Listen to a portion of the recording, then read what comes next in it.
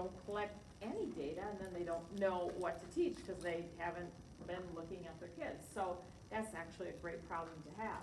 We did have a few people share, ways that they do that, but I'm wondering if there's someone else that can talk about, okay, either you used a window pane or some other tool, you had all this data, how did you think through, all that data? So how did you make sense of it? If we have another volunteer that could, you don't even have to have the tool with you, you could just talk it through. And you can nominate somebody in your group that you heard. Angela, go for it. Well, Sorry. no, it's okay. I just have. You wanna stand up so they can see it? Yeah. Yeah. I just have, I use it a lot of years, but just different areas that I wanna nudge.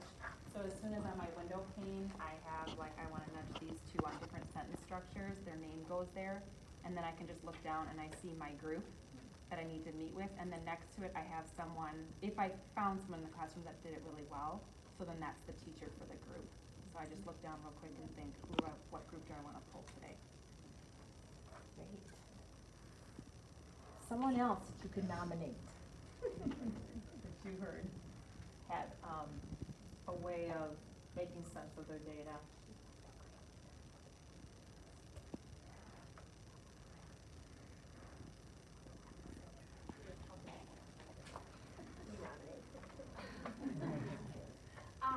I think that one of the techniques we use in our classroom is to find maybe some strengths that the kids are displaying, and then finding some other kids with those deficits, and then being able to say, you're gonna teach this deficit matches your strength.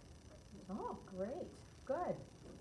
So what I'm hearing is that, you're finding ways, that small groups can support kids that need to develop something, right? And that's what you're doing, and that's awesome, absolutely We awesome. also like her organization with the post-it we talked about, because like, if you're just writing in your window pane, but then that gets like filed, Mhm. wherever your weekly notes go, like she could transfer those post-its somewhere to have a quick glimpse back on, what she's done, what she hasn't done.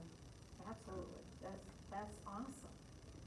How many of you have collected data now from your whole class, and something popped out at you that you thought, man, the whole class could benefit from that? You have one idea. I hear, is that Angela?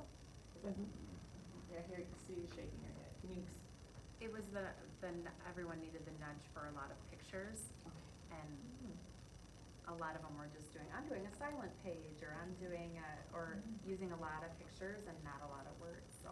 and so by gathering that data, that just popped out at you, that would be helpful. So how It was did more that at work the for very you? beginning. Yeah, how did that work for you then? I wrote a book that had all pictures, Mhm. and I said, tell the story, and then I just made these really sad faces, cause I was like, well, that's not what I wanted you, that's not the story. Let me tell you the story, and they were all Whoa. excited, and then I said, well, how could I do that? And they're like, put some words down, so. That was awesome. Hoping that it would transfer, but I mean, they're writing more, and again, it was at the very beginning of the year Sure. that they were doing pictures, but I wanted to see how What a my great way. emotion was, you're not getting it, Yeah. so how can, and they were all like, put some words down, then we'd know, I'm like, okay. That's great. Who else did something that you thought, oh, the whole class could benefit from? Mine was beginnings. A lot of them were just starting right into their story. So I had one or two really strong students who had better beginnings. So I had them share their beginnings, and then the others looked and noticed things about them. And then they're like, oh, you know what, don't start with the beginning, and And that would be, because there's so much traction for that. I mean, you could study that every grade level. That can be where you pull a bunch of books, and now you're going to do an exploration of how do authors begin their books, and have kids start reading in their books and noticing how authors, and then start bringing that, sharing that, creating anchor charts, putting that under the doc camera, all these different ways. And what was the effect? Learn from Mary Comer. She taught all these leads or endings, but she didn't help them to understand that they need to, with intentions, choose something that's going to fit their piece. Right. So they'll find out that leads can start with, conversation, it can start with a question, it can start with a, like an onomatopoeia, it can start with all kinds of things. And then the kids have the conversation then, if somebody brought up, well, informational books don't have beginnings.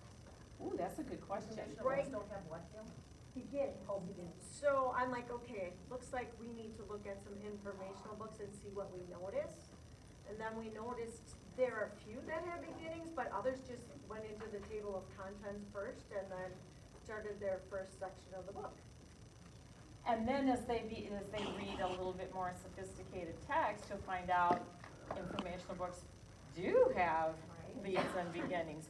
And then what the kids are going to do is if they have some books that don't, they start being the literary critic and saying, well, this author could have done this differently. And I had one who, like, he was doing a Captain Underpants-ish story, and the kids are like, you don't really have a beginning. He goes, no, Captain Underpants doesn't have a beginning. I go, have you looked really closely at Captain Underpants? So he went to the library, got one. He opens it up, he's talking to another friend who's into Captain Underpants, and all of a sudden he's like, yes, they do have beginnings. They introduced the characters, and they had this setting, and yeah, it was fun.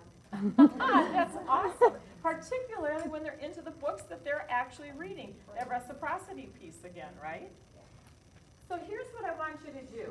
If this is still an issue for you, that you're really having a hard time making sense of your data and picking something, I want you to contact Sarah or a colleague and sit down together, one-on-one, either with a colleague to make sense, or with Sarah, and work through that process. Because for me, I love doing that, because things just pop out. But if you're still struggling with that, because I don't want that to be a struggle, I was hoping our conversations and sharing our data collecting and sharing student writing and all this would help that. But if not, if you're still struggling with that, then that's what we're going to do. We're going to seek the advice of a colleague, either someone in your grade level, but if you're all having that problem, Sarah's going to come over, or Mara's going to come over, whomever you're working with. We have a couple people that we wanted